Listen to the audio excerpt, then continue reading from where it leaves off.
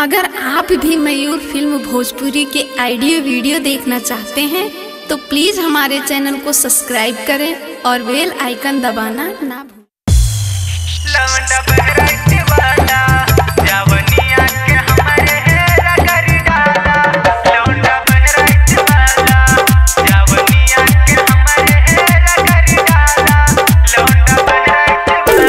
पहला ही राती में खटिया पे साथी में कैले बगड़बड़ घोटाला लौंडा बहराइच वाला।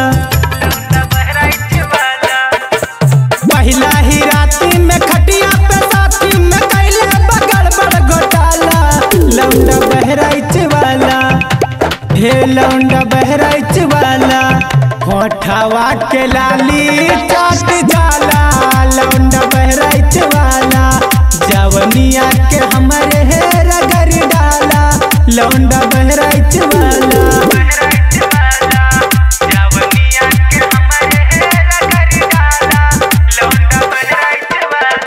मयूर रिकॉर्डिंग स्टूडियो मेहपुरवा।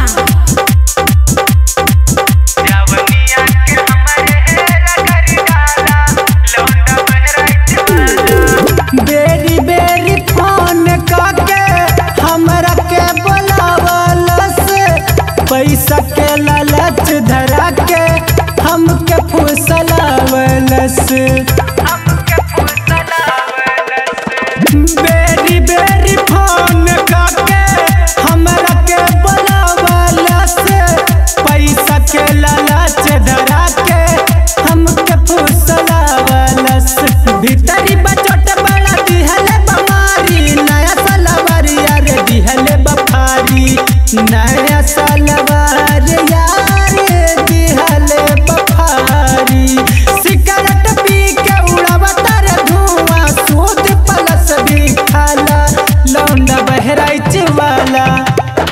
लौंडा बहराइच वाला होठवा के लाली चाट जाला लौंडा बहराइच वाला। जवनिया के हमारे है रगड़ डाला लौंडा बहराइच वाला।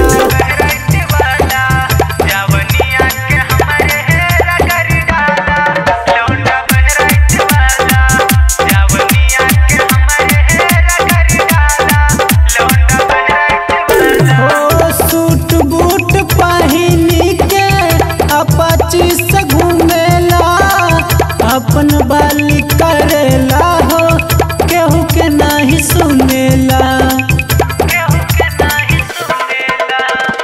सूट बूट पहिनी के अपाची से घूमेला अपन बाली करेला हो केहू के न सुनेला।